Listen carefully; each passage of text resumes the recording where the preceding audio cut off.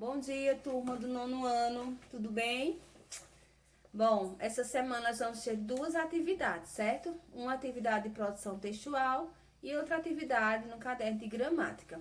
Então, a primeira atividade que eu vou falar para vocês é essa daqui, que é de produção textual, tá? Vocês devem colocar, não precisa colocar o nome da escola não, coloca a data, coloca esse título, Poema Vai Ano Velho, páginas 74 a 79. Então, aqui vocês têm um poema, como a gente já começou, né, esse nosso trabalho com poema, já passei para vocês noções de versificação. E aí, nesse poema aqui, tá? Que ele é um poema curtinho, certo? Do Afonso Romano de Santana. Ele vai falar sobre o Réveillon, certo? A questão do ano velho e do ano novo. Vocês vão ler com atenção, certo? Observem não só a questão da escrita do poema, mas também a forma do poema. Observem que a gente tem uma forma aqui. Então, isso aí tudo tem um significado, viu, gente? Não é feito de forma aleatória. Então, vocês vão ler e fazer o estudo do texto da página 76 até a página 79. São 18 questões, tá bom? E aí, bem direitinho no caderno de produção de vocês. Gente, e aí antes de vocês fazerem, eu vou mostrar uma diferença, que eu acho que às vezes ainda existe um pouquinho de confusão, que é qual é a diferença entre poema e poesia, tá? Então, muita gente vai trabalhar poema e acaba utilizando o nome poesia. Então, o que que seria? Qual seria a diferença entre poema e poesia? Então, geralmente, em um poema, há poesia, tá? Então, o poema é o gênero textual. É esse gênero que a gente estuda, que é um gênero formado por versos, por estrofes, que às vezes tem rima. Então, o poema vai ser o gênero textual. Já quando eu falo de poesia, eu estou falando de uma linguagem, é um uso de linguagem. É aquele jogo de palavras que utiliza, certo? Aquela linguagem que a gente diz, nossa, que linguagem bonita, um negócio bem feito, é o trabalho com a linguagem. Então, o texto poético, certo? Que tem poesia, não necessariamente vai ser um poema, aquele que é feito em versos. A gente vai ter poemas que não são poesia. E a gente vai ter outros textos que podem ser poesia. Até uma propaganda pode ter poesia. Alguns comerciais que passam na televisão, por exemplo, do Boticário, a gente consegue ver poesia neles, sabe? Do Itaú, tem toda uma história, eles constroem ali um jogo de palavras, uma construção que toca o sentimento, a emoção do ouvinte, do espectador. Então, a poesia é isso, é um texto que vai tocar, mexer com a emoção do leitor. Então, para isso, ele faz todo um jogo, todo um trabalho com as palavras, tá bom? Então, não confundam poema com poesia, certo? Então, responda essa aí no caderno de produção textual e a gente vai para a atividade de gramática. Então, dando continuidade ao nosso assunto sobre orações subordinadas, a gente continua as orações subordinadas adverbiais, certo? Orações subordinadas adverbiais 2, que estão na página 102 até a página 105, tá? Então, assim, como eu tinha falado na última aula, as orações subordinadas adverbiais, elas estão sendo trabalhadas aqui no livro, divididas em 4 partes. 2 seria referente à primeira avaliação e 2 referente à segunda. Só que eu acredito que para o melhor aprendizado de vocês, eu acho melhor a gente trabalhar as 4 orações, 4 divisões para a nossa primeira avaliação e o restante do assunto, que ele é mais focado para a formação de palavras, para figuras de linguagem, que também é um assunto que requer bastante atenção, a gente deixaria todos para a segunda. Eu acho que ficaria melhor, traria para vocês uma melhor aprendizagem. A gente conversa sobre isso na nossa aula, tá? Na aula online, e vamos chegar a uma conclusão juntos, do que vocês acham melhor, a divisão para fazer a avaliação. Eu acho melhor dessa forma para o aprendizado de vocês ser mais completo, tá bom? Então, assim, hoje a gente vai dar continuidade com a oração subordinada adverbial condicional e a oração subordinada adverbial conformativa. Então, a gente vai ver duas hoje, tá bom? Quando eu terminar essa daqui, eu vou mostrar para vocês todas as que a gente já viu até agora, tá? Então, vamos começar com essa daqui, tá na página 102. É importante, gente, que toda vez que a gente fizer aula de gramática, vocês peguem realmente o livro, o caderno, sentem e vão fazer. Não deixe para fazer a atividade no final do vídeo, que às vezes vocês não ficam nem prestando atenção direito. Então, à medida que eu for explicando uma questão e outra, vocês já vão respondendo, vão dando pausas, vão continuando. Quando eu concluir essa parte explicativa, tem aquela outra atividade que vocês fazem sozinhos. Mas é importante que vocês sigam realmente esse roteiro, certo? De aula, como a gente fazia na sala de aula na escola. Eu ia explicando e vocês iam fazendo. Então, dessa forma, é mais fácil de vocês aprenderem o assunto. Então, vamos começar aqui. Na página 102, a gente tem um poema, que é Os Meus Versos, certo?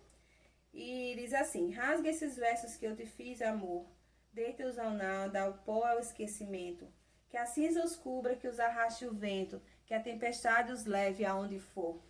Rasga-os na mente, se os souberes de cor, que volte ao nada, o nada do momento.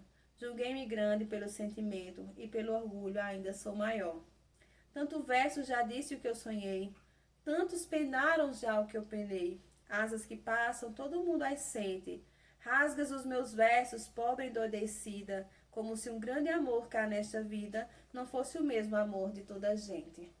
Esse poema aqui é de uma poetisa que eu sou apaixonada, que é Flor Bela Espanca, uma poetisa portuguesa, certo? Então, que sentimentos o eu lírico deixa transparecer em relação aos versos que fez para a sua amada?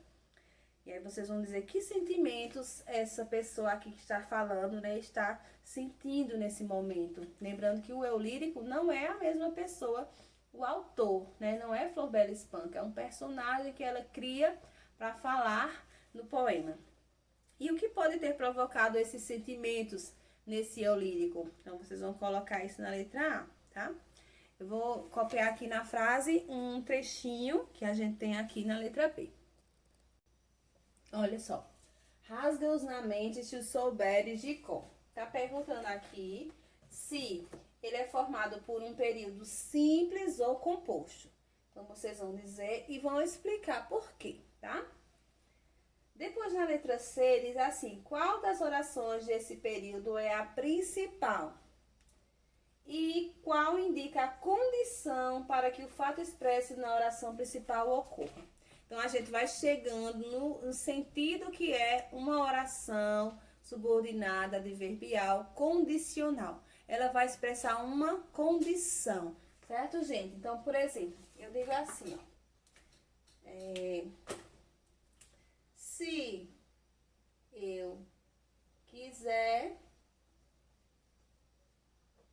vou lhe ver. Ó, observem aqui que eu digo, se eu quiser, vou lhe ver. Aqui, eu tenho uma condição, gente. Isso aqui é uma condição. Como assim uma condição? É uma condição para que isso aqui aconteça. Então, para isso aqui acontecer, para eu lhe ver, vai depender de se eu quiser, vai depender do meu querer. Então, aqui é uma condição. Essa aqui, essa ação da oração principal, ela depende dessa aqui para acontecer. Então, ela depende de uma condição, certo? Então, isso é uma oração subordinada adverbial condicional, porque ela vai trazer para a gente uma condição para que o fato da oração principal aconteça. Estão entendendo como é? Vou dar outro exemplo aqui também para vocês. Ó. Caso chova, ficarei em casa. Então, a gente tem aqui uma condição para eu ficar em casa. Qual é a condição? Que chova ou não. Então, Se chover, né? Caso chova, eu vou ficar em casa. Então, se não chover, eu vou sair de casa, certo? Então, para acontecer isso aqui, esse fato da oração principal, existe uma condição, que é o fato de chover ou não, tá bom? Então, é isso que vocês vão analisar nesse período aqui, tá? Vocês vão analisar qual das orações é a principal e qual oração indica a condição. Então, dividam o período, vejam qual é a principal e qual é a que indica uma condição. Que palavra introduz a oração que indica essa condição? Então, a gente vai ter uma palavrinha, que vai ser, logicamente, uma conjunção. Vocês vão escrever qual é essa palavra que está no início dessa oração condicional. Ou seja, ela introduz uma condição, uma oração com sentido de condição. Certo? Estão vendo como ela é simples? Então, vamos passar para a conformativa. Então, vocês vão colocar esse novo subtítulo aqui, oração subordinada adverbial conformativa, página 103. Então, o que é que a oração subordinada adverbial conformativa vai expressar? Então, a condicional, a gente já viu que ela é uma condição. A conformativa, ela vai expressar uma conformidade. Como assim uma conformidade? É alguma coisa que existe conforme outra, de acordo com outra. Vamos ver aqui na oração, ó. Escrevo conforme você me orientou. Então, essa escrita, ela está de acordo com o que foi orientada, certo? Então, a gente tem aqui a primeira oração, que é a oração principal, e a gente tem a segunda, que é a oração subordinada, adverbial, conformativa, certo? Iniciada pela conjunção conforme, tá bom? De acordo com o que você disse, as pessoas são egoístas. Então, essa informação aqui de que as pessoas são egoístas, ela está de acordo, está conforme com o que essa outra pessoa disse aqui, tá? Então, a gente tem aqui, ó, a primeira oração, que é a que traz a conformidade, ela é a oração subordinada, né? Subordinada, adverbial, conformativa.